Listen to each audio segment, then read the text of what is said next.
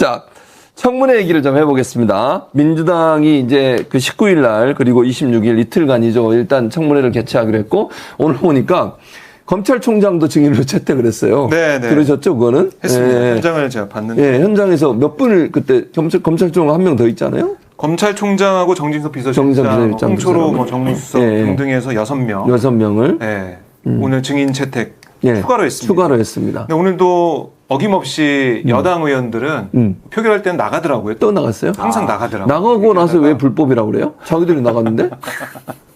그러니까요. 그러니까 오늘도 여당 국민의힘 의원들이 계속해서 이게 어떻게 이렇게 법사위에서 이걸 청문회로 다룰 수가 있느냐.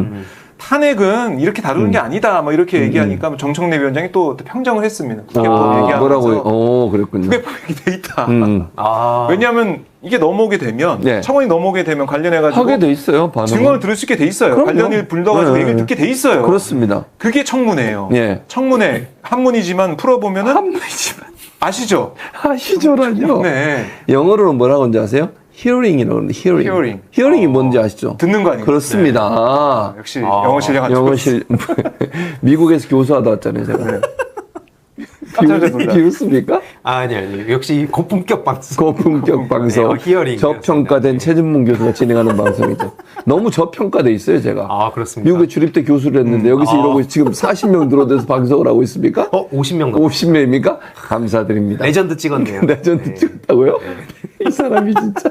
그래서 예. 듣는 자리잖아요. 그러니까 들어보겠다는 듣는 거예요, 그게. 네, 맞습니다. 정말 이 탄핵소추안 발의 요구하는 청원이 이렇게 150만 가까이 왔는데 예. 정말 그런지 한번 들어보겠다. 당연히 이게 들어야죠. 국회의원들이 해야 되는 거 아니에요? 그럼요. 근데 국민의힘 의원들 계속해서 비판하고 이러다가 나가버렸어요. 끝. 근데 정청래 위원장은 항상 정시 출발합니다. 정시 출발. 오늘도 회의를 딱 2시에 시작하더라고요. 예. 오든 안 오든 상관없습니다. 칼같이. 예, 그냥 그리고 합니다. 회의도 길게 안 해요. 예. 한 번씩 쭉 듣고 끝. 표결. 기자들이 너무 좋아요. 기자들이 너무 좋아요. 길게 안 끄니까. 그렇죠. 핵심만 찍어서 딱 하니까 너무 좋아하는데 뭐라 그러면 퇴장시킨다 그러고. 퇴장시킨다고. 왜냐 국회법을 들고 얘기하니까 얘기를 못해요. 할 말이 없어요. 유상범 의원이 나중에 국회법 가지고 이제 보고 있더라고요. 공부도 맞는지 잘했으니까. 확인해 보는 거죠. 보고 있더라고요. 자기가 공부도 잘해서 현장에서 봐도 된다. 많이 틀리던데. 그래서 청문회는 진행이 된다. 예. 근데 물론 대통령실에서도 그렇고 이거 뭐 위법한 거다 막 이렇게 얘기를 하고 있는데 그러다 보니까 김건희 여사를 비롯한 김건희 여사의 이제 모친 최원순 씨 등등 안 나올 가능성이 커요. 맞아요. 그러면은 뭐 사실은 민주당에서는 진간법 해가지고 그 절차대로 하면 돼. 법대로 하면 돼요. 그럼요. 법대로. 갈 겁니다. 아니 맨날 제일 좋아하는 사람이 윤석열 대통령이로 법대로. 그렇죠. 국민은 맨날 법대로 얘기하잖아요. 맞습니다. 그러니까 이런 얘기가 있어요. 요즘 이제 국민의힘은 멋대로 하니까 민주당은 법대로 하자. 법대로. 좋지 않습니까? 최진봉은 밥대로. 뭔 소리야? 밥을 좋아하시는 사람이 진짜. 막 던질 거예요. 이게 지금 안 맞잖아. 그래요? 나임이 안 맞아요. 밥? 딱 맞는데 라임이. 이런. 법? 딱 어떻습니까 했는데 묻히게만. 그러니까 묻히게만. 대식가세요. 아주 그냥 쿨 스팟이야? 쿨 스팟. 아주 그냥 냉랭하게 만드네. 얼음장을 만들어놨어요. 좋습니다. 근데 웃긴 게 저도 약간 덧붙이자면 그 민주당이 법과 절차와 규정대로 가는 거잖아요. 그렇죠. 그러니까 이제 반대 청원이 올라오지 않았습니까? 네, 맞아요. 반대? 그것도 욕만 넘기니까 그거 한다고 그거 하자. 그랬어요. 그러니까 갑자기 국힘에서 물타기다.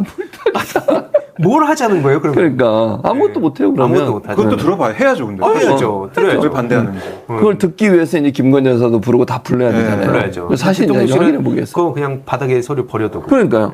그러니까 길바닥에다가 이게 행정실에 지금 민주당 의원들의 말에 따른 법사위 의원들이 가서 행정실에 책상에 놓고 왔대요. 그걸 행정실의 직원이 가지고 나서 길바닥에 버린 거잖아요.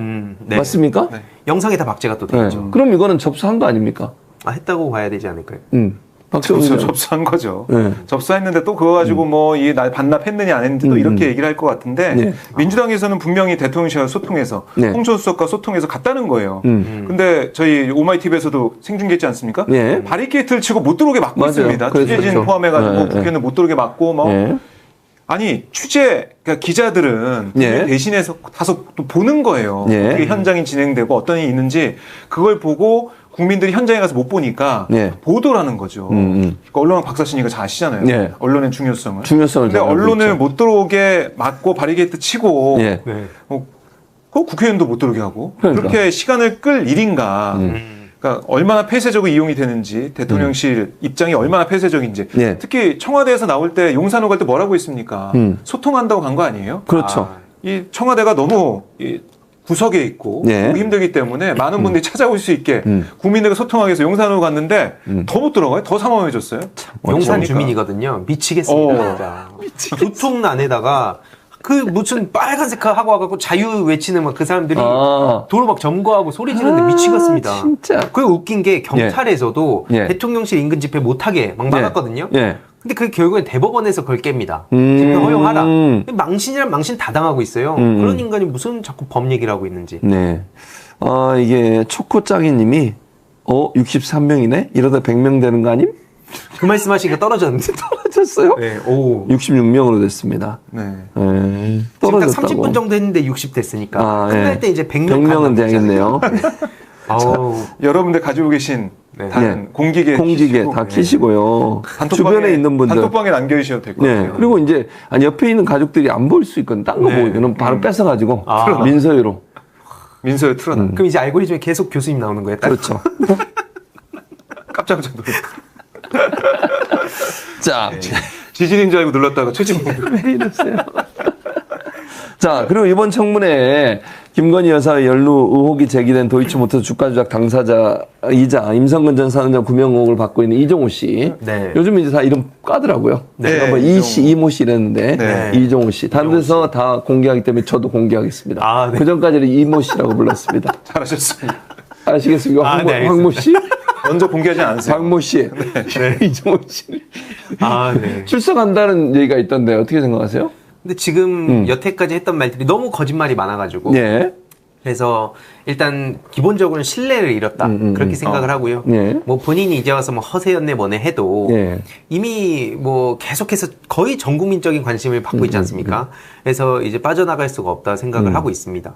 그래서 뭐 처음에 김계환 사령관이라고 VIP 얘기했다가 얘기했었죠. 그것도 이제 빠져나갈 구석이 안 보이니까 그제 와가지고 그 JTBC 인터뷰하면서 예. 뭐 그 김건희 씨였다 얘기하고 네, 그렇게 뭐 허세였다 얘기했죠. 하는데 예. 결국 그냥 넘어갈 수가 없죠.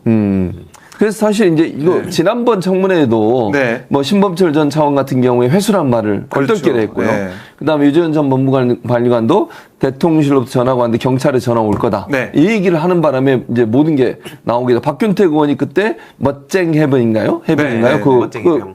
공개했잖아요. 네. 이런 일이 또 일어나지 않겠습니까? 이 사람 나오게 되면 또 말하다 보면. 그러니까 지금 보면 오락가락하는 모습 보이고 있는데 이게 뭐 일각에서는 전략이다. 예. 그러니까 이 거짓말쟁이처럼 보여서 아무것도 신뢰 못하게 만든다라고 허풍 얘기했죠. 하고는 있지만 나오면 만약 진짜 나오게 된다면 네. 이거는 계속해서 의원들이 돌아가면서 질문합니다. 네, 그렇죠. 그러면은 얘기를 하다가 네. 뭔가 나올 수가 있고 지금 VIP를 김건희 여사라고 얘기를 했잖아요. 네, 그렇게 이거 자체도 보면은 이것도 대통령 보호하기 위한 그런 얘기 같은데 VIP를 김건희 여사라고 얘기하고 있는데 네. 결혼한 다음에 연락을 또 안 했다 그러고 하고 있는데 이게 청문회 나오게 되면 네. 얘기를 하다가 앞뒤가 안 맞는 발언이 나올 것 같아요. 그럴 제가 수 봤을 있죠. 때는. 논리적으로. 그럼 그걸 파고들어야죠. 그렇죠. 그렇죠. 네. 그래서 이제 특히 이제 야당 법사위원들은 팀플레이가 돼야 될 것 같아요. 그렇습니다. 만약에 이제 하나의 목표를 정하면은 이어달리기처럼 미어다리. 질의를 해야 이거 파헤칠 수가 있지.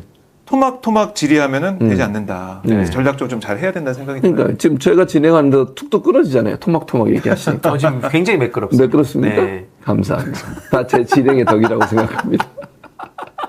매끄러운 진행. 아, 네. 이런 매끄러운 진행에 방송 출연해 보신 적 없죠? 영광입니다. 영광이시죠? 60명 처음이죠. 처음이죠. 네, 네. 영광입니다. 알겠습니다. 근데 실제로 말도 이상한 게 되게 많아요. 예를 들어서 그렇습니까? 뭐 블랙펄에서 네. 김건희 씨한테 뭐 15억을 빌렸다는 얘기가 나오지 않았습니까? 네. 그러면서도 직접 연락은 안 했다.